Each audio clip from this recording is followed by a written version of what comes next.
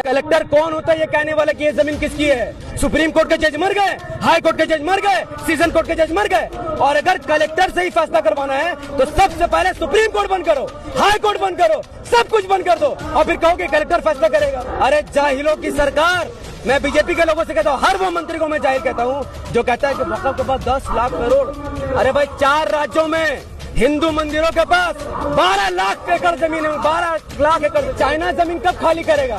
लोग इसी में उलझ जाए, ये मुसलमानों की जमीन, ये हिंदू की जमीन। 70 साल से इसी मिशन में लगे हुए हैं, बीजेपी हराओ, बीजेपी हराओ। और जिन नेताओं को हमने वोट दिया, मुस्लिम नेताओं को, दूसरे पार्टियों के, उन्होंने वक़्फ़ की जमीन लूटी है। इसमें गोली चलाओ, अब लाठी मारो, केस बुक करो। संविधान के लिए हमारा सीना खड़ा है और कोई भी सरकार संविधान के अंडर कानून बना सकती है, संविधान के बाहर कानून नहीं बना सकती। आज मुसलमान जाग चुका है, ऐसे लोगों को लात मार कर भगा देगा। तुम कौन हो इसमें हस्तक्षेप करने वाले? सरकार क्या लेना देना? मोदी सरकार को प्रूफ देना पड़ेगा कि वो 5 साल बाय प्रैक्टिस मुसलमान है। तो मोदी जी मुफ्ती है, मौलाना है, क्या कार्य क्या है? वक़्फ़ की जमीन में तुम क्यों घुस रहे हो? क्या कि हिंदू एंडोर्समेंट एक्ट है, वहाँ पर कोई मुसलमान नहीं जा सकता है, तो वक़्फ़ में हिंदू को क्यों घुसा रहे? भाई हिंदू का आने से हमें दिक्कत नहीं है। अगर 10 लाख एकड़ जमीन की सुरक्षा के लिए अब 2 हिंदू घुसा रहे हैं, तो 12 लाख एकड़ जमीन की सुरक्षा के लिए सब मंदिर में घुसा दो मुसलमानों को, हटाओ वहाँ से पुजारी को। तो उनके आपको परवाह है ना? 70 साल से सब लूट रहा था, तो बीजेपी भी हाथ फैला के चले, भैया मुसलमानों के भीख थोड़ा हमें भी दे दो। मैं कहता हूँ कि बीजेपी लूट लो वक़्फ़ की जमीन को, सब लूट रहा, तुम भी लूटो। मुसलमान तो बना ही खैरात बांटने के लिए, खैरात खाओ, जब तक सोए तब तक खाओ। जब 14 घंटे की शदीद बहस के बाद आखिर लोकसभा में बिल को भाजपा सरकार ने पास ही करवा दिया। आप भी इस पे कई एक वीडियो बनाया है, इसको किस तरह से देखते हैं? कहाँ तक ये संवैधानिक या असंवैधानिक? ये पूरा गैर संविधानिक कानून है। ये संविधान के ऐसे खिलाफ है कि आर्टिकल 14 कहता है कि फ्रीडम ऑफ रिलीजन, आप अपने धर्म को अपने हिसाब से जी सकते हैं। क्या पहनेंगे, क्या खाएंगे, कैसे रहेंगे, कैसे शादी करेंगे, कैसे तलाक देंगे और कैसे जमीन जायदाद का देख रेख करेंगे, पहला बात।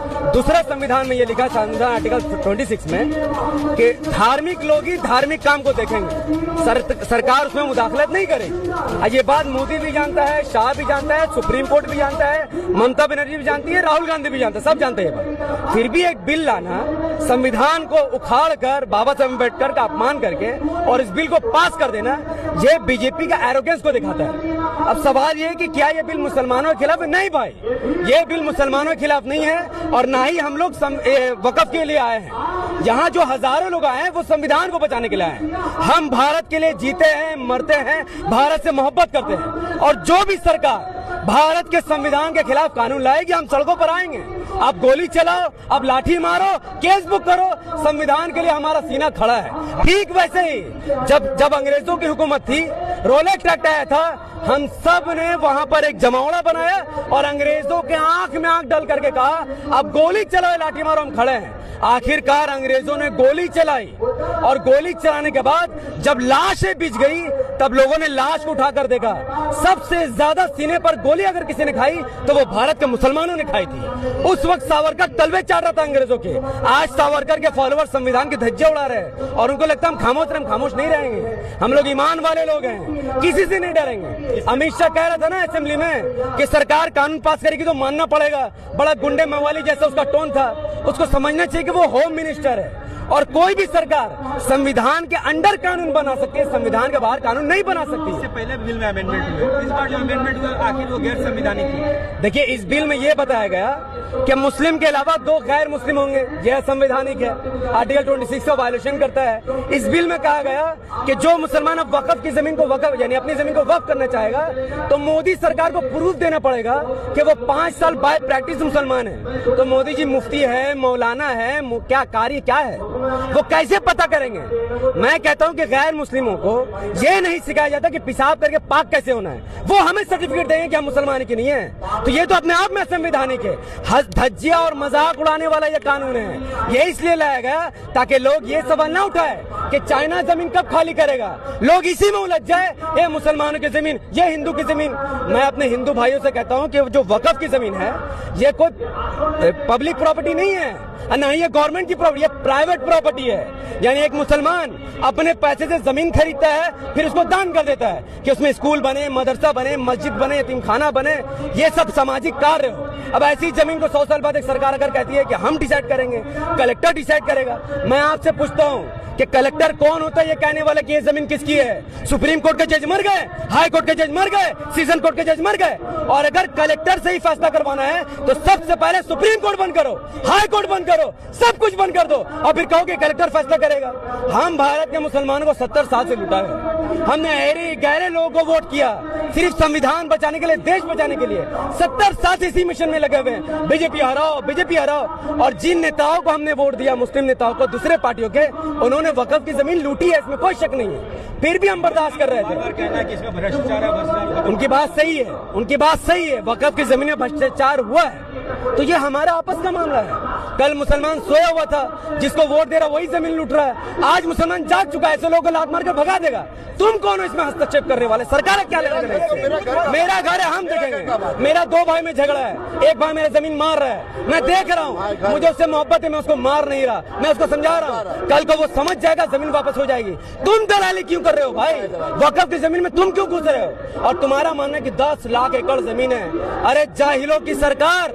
मैं बीजेपी के लोगों से कहता हूँ, हर वो मंत्री को मैं जाहिल कहता हूँ जो कहता है कि वक्फ के पास 10 लाख करोड़। अरे भाई 4 राज्यों में हिंदू मंदिरों के पास 12 लाख एकड़ जमीन है, 12 लाख एकड़ जमीन समझिए। यहाँ 10 लाख एकड़ जमीन, वहाँ 12 लाख एकड़, सिर्फ 4 राज्यों में। पूरे इंडिया में मिलाएगा तो 20 लाख क्रॉस हो जाएगा। तो आपने वहाँ कानून नहीं बनाया।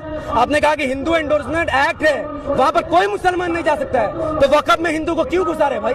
हिंदू का आने से हमें दिक्कत नहीं है।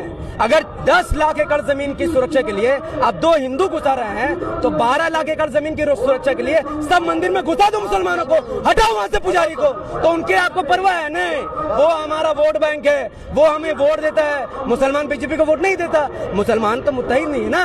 अगर मुसलमान मुत्तहिद होते, एक पार्टी के झंडे तले आते, तो आज भारत में मुसलमानों के लिए 60 MP, 400 विधायक, 20,000 कॉर्पोरेटर्स होते हैं। तो आप बताइए, जिस पार्टी का अगर मुसलमानों की ऐसी पार्टी होती और उनके 60 सांसद होते, तो क्या मोदी जी की फटती नहीं बिल लाने में? नहीं फटती। वो बिल नहीं लाते। वो जानते हैं कि जिनको वोट दे रहा वो भी चोर, हम भी चोर। 70 साल से सबने लूटा, तो बीजेपी क्यों पीछे रहे? तो सिर्फ बीजेपी को गलती मत दीजिए।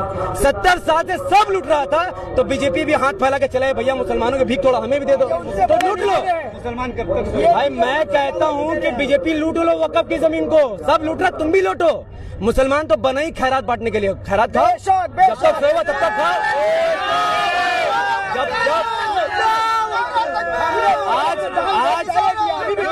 आज देखिए, आज उनके पास नंबर गेम है। अभी भी देंगे। 240 बेचारे के पास सीट है, 34 बैसाखी वाला सीट है। नीतीश बाबू एक बैसाखी है टीडीपी के अध्यक्ष नायडू।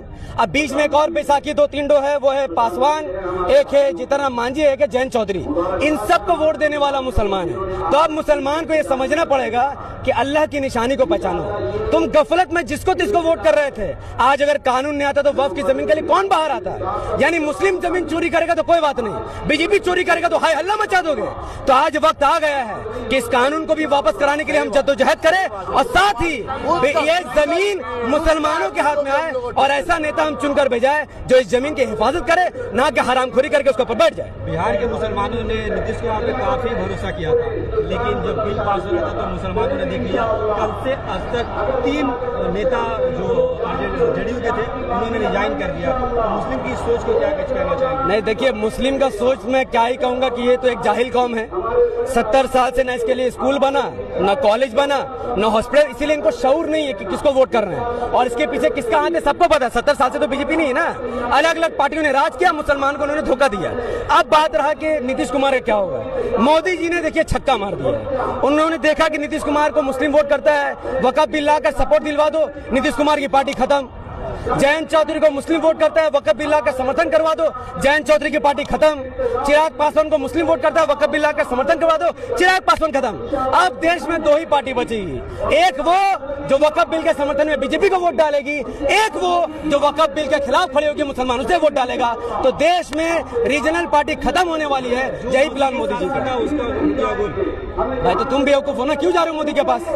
तुमको पता है कि मोदी छोटी छोटी पार्टी को खा जाता है, तो जरा जरा प्रधानमंत्री पद के लिए मुसलमानों को वोट देकर उनको धोखा देना कहां तक सही है? तो मुसलमानों को समझना पड़ेगा, गैर कौम पर भरोसा मत करो। ये लोग तुम्हारे नहीं है। नबी सल्लल्लाहु अलैहि वसल्लम की गुस्ताखी होती है तो इनको दर्द नहीं होता है, कुरान का अपमान होता है इनको दर्द नहीं होता, क्योंकि ये हमारे लोग नहीं है। जो आपके लोग हैं उनके चेहरे से आपको दर्द पता चल जाएगा। कल पार्लियामेंट में किसका अपना चेहरा उतरा हुआ देखा? एक ही आदमी, मैं नाम नहीं ले रहा हूं, पर सबको पता है कि इसका खिलाफ सबसे ज्यादा दुख किसे हुआ है, तो हम सबको उसका ही साथ देना चाहिए। अब इसी साहब ने जिस तरह से बिल फाड़ा, वो भाजपा नेता ने कहा कि वो एक गैर संवैधानिक था, उन्होंने सदन के अंदर बिल फाड़ा। वो भाजपा